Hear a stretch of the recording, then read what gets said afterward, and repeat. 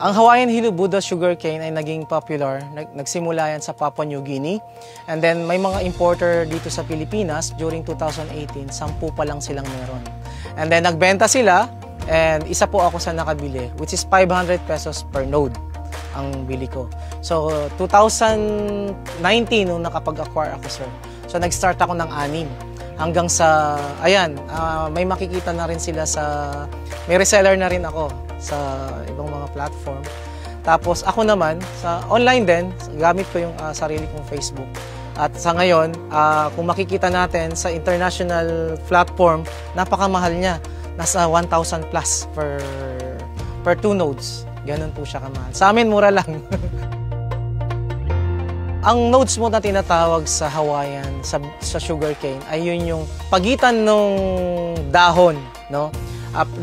Doon kung saan nakadikit yung dahon, tapos meron po yung mata, kung saan doon siya nag-uugat, at doon din yung mata na yon, doon din tumutubo yung pagsisimulan ng isang tubo o sugarcane.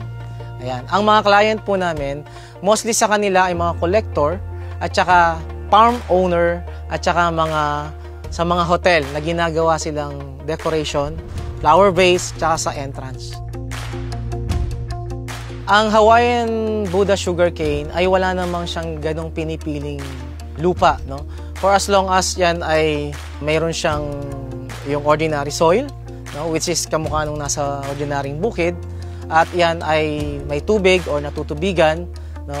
Wala naman po siyang ganong maselan na requirement sa lupa. For as long as nandun yung elements ng lupa at ang tubig. Loam soil will do. Kung nasa farm naman kayo, hukay lang kayo dyan, gaya ng ordinaryong tubo. Hukay lang kayo, ibaon ninyo, parang kamuting kahoy, and then takpan ninyo, basain ninyo. After 1 week, lalabas na yung nodes niyan. Ganun lang siya kasimpleng itanim. Ordinary lang ang pagtatanim, kahit na rare siya. So ordinary lang ng pagtatanim, dapat ito ay nasa arawan, no? At ang pagdidilig sa kanya, twice a week, basta keep moist lang siya. Ganun lang po siya kadali.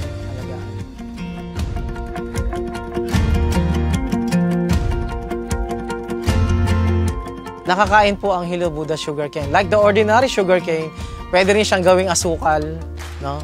Kaya lang, hindi mo talaga siya magagawang asukal dahil kakaunti pa lang ang production. Walang nagmamass production ng sugarcane na to.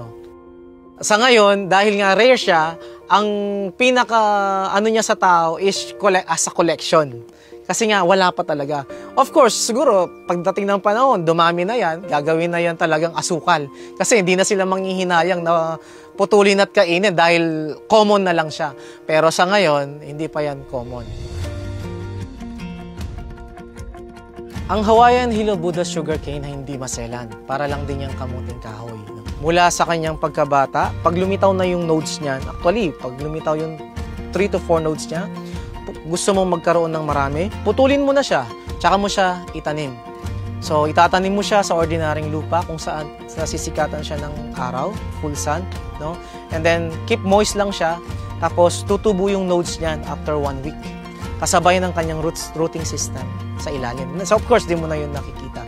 And then, kung gusto mo naman siyang kainin, allow it to grow at 7 months old. And then, yung ilalim nun, maliban doon malapit doon sa kanyang dahon, pwede mo na siyang kainin. Matamis na yon. Kasi halos tamis na siya ng mga ordinaryong sugarcane na ating mga kinakain.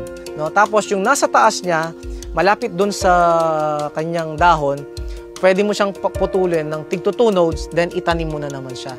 So, more or less, makakakuha ka dyan ng mga 3 hanggang 4 na tig 2 nodes. Ibig sabihin, magkakaroon ka na naman ng 4 na klase ng Buddha sugarcane na halaman. Ganun siya kadaling paramihin.